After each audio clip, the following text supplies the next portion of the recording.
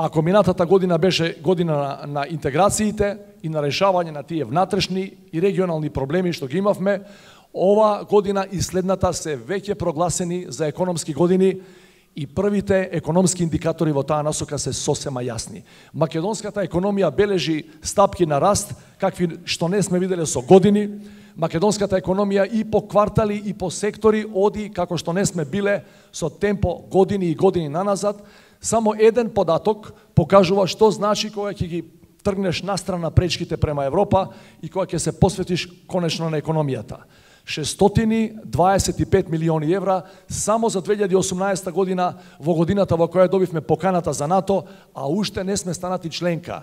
Можете да замислите во јуни, кога очекуваме датум за преговори, со ова реформско темпо што го наметна владата и парламентот го следи, дури тогаш какви све фондови и какви све економски можности ќе се отворат пред нашата држава.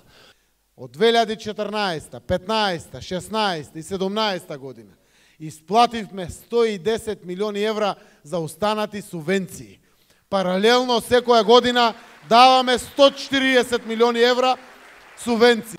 424 грантови од по 10.000 евра само во областа на земјоделието доделивме ова последна година. ЕУ е платеното грозје.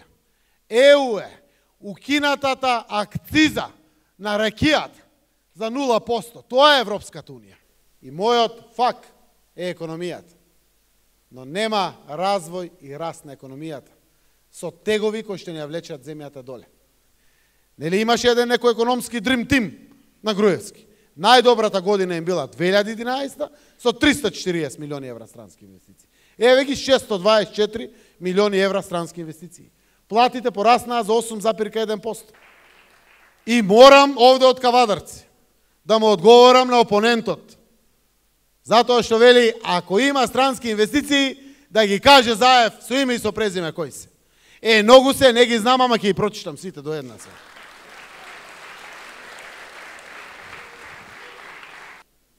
Чагатай кабел од Турција, Вик од Германија, Теламон од САД, Кранфилд Фаундри од Русија, Баумер од Швајцарија, Мурат Тичарет од Турција,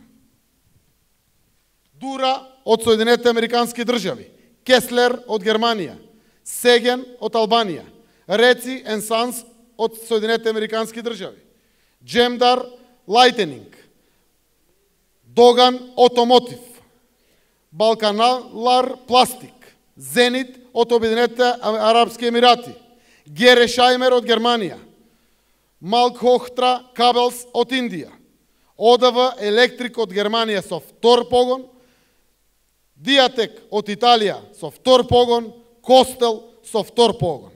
200 компании домашни биле поддржани со преку 20 милиони евра од Фондот за иновации. Агенцијата за вработување исплатила 16,4 милиони евра за поддршка на 1191 бизниси отворени од наши граѓани овде во нашата земја. Од нив 509 се млади до 29 години, а 450 се жени вкупно. Министерството за економија поддржало дополнително 160 компании.